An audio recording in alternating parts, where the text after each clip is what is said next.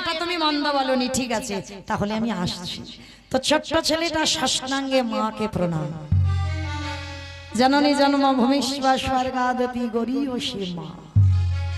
মা বলছে হ্যাঁ রে বাবা প্রণাম করলি কেন? বলে মা যদি পাঠক ঠাকুর বলে বৃন্দাবনে কৃষ্ণ আছে তাহলে তো আমি ওখান থেকে চলে যাব, তোমার মতো মাকে তো প্রণাম করা হবে না, ওই জন্য আগে থেকে সেরে যাচ্ছি। মা মাথায় হাত দিয়ে বলল খোকা তুই যে কাজে যাচ্ছিস তোর কাজ যেন সফল হয়ে যায়। কি বাবা ঠাকুর, সব থেকে বড় শক্তি হলো মায়ের আশীর্বাদ, আর এটা যদি কেউ পেয়ে যায় তার সব কাজে জয় জয়কার হবেই হবে। তার মার চরণ ধুলা নিয়ে সেই পাঠক ঠাকুরের কাছে গেছে। ঠাকুর মশাই, ঠাকুর মশাই। কি রে বাবা?